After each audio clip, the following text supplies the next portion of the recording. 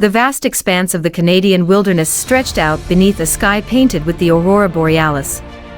In this land of timeless beauty and profound mystery, the spirits of the land whispered ancient tales to those who would listen. Among the towering pines and the crystalline lakes, a story began to unfold, a story of discovery, unity, and the forging of a nation's identity. Long before the arrival of European explorers, the land we now call Canada was home to a rich tapestry of indigenous cultures. The First Nations, Inuit, and Métis peoples had thrived in harmony with the land for millennia. Their legends spoke of the Great Spirit, the trickster Nanabozo, and the raven who brought light to the world. In a village nestled in the dense forests of the Pacific Northwest, a young Haida boy named Talon listened intently to his grandmother's tales. She spoke of the raven, who stole the sun from the sky, and the great bear, whose spirit protected their people. Talon felt a deep connection to these stories, sensing the heartbeat of his ancestors in every word. The 15th century brought a new chapter to this ancient land. Explorers like John Cabot and Jacques Cartier ventured across the Atlantic, drawn by the promise of new trade routes and untold riches.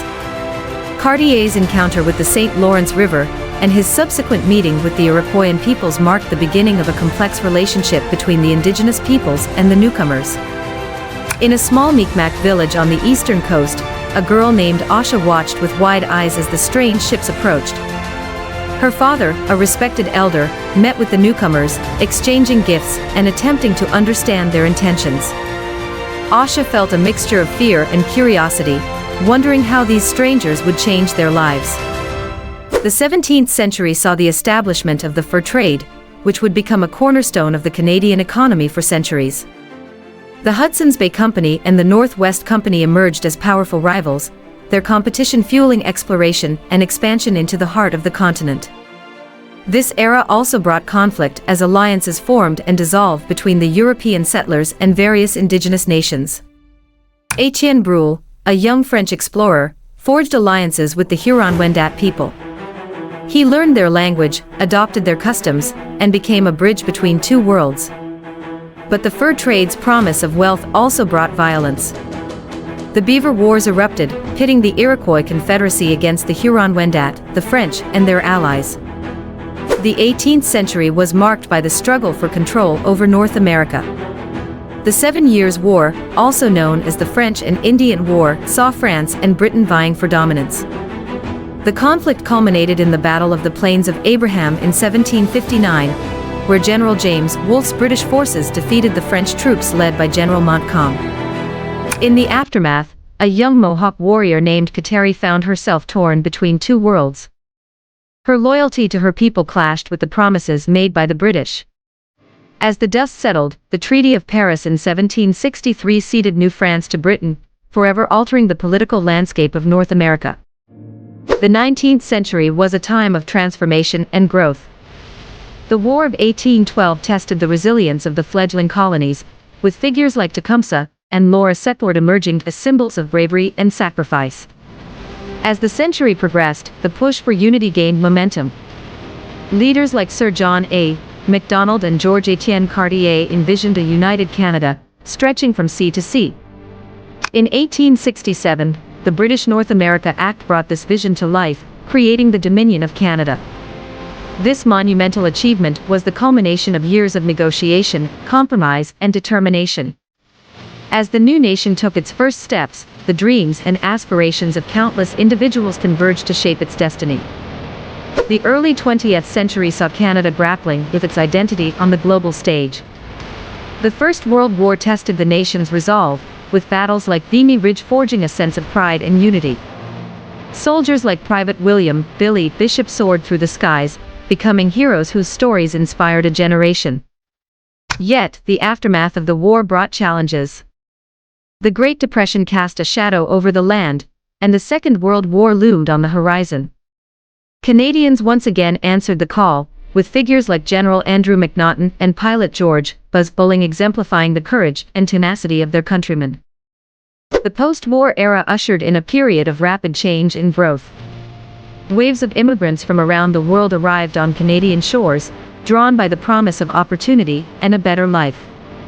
This influx of diverse cultures enriched the nation's fabric, creating a mosaic of languages, traditions, and beliefs. In the bustling streets of Toronto, a young girl named Mei Ling found her place in this vibrant tapestry. Her family had emigrated from China, bringing with them their customs and stories. Mei Ling navigated the challenges of blending her heritage with her new Canadian identity, finding strength in the shared dreams of her fellow citizens.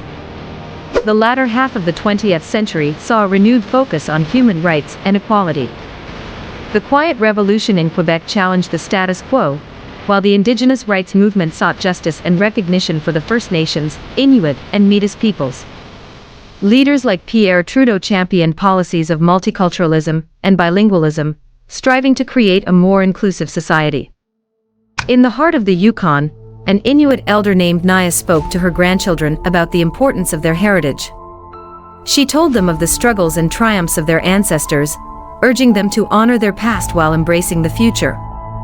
Her words resonated with the younger generation, inspiring them to carry forward the legacy of their people. As the 21st century dawned, Canada continued to evolve.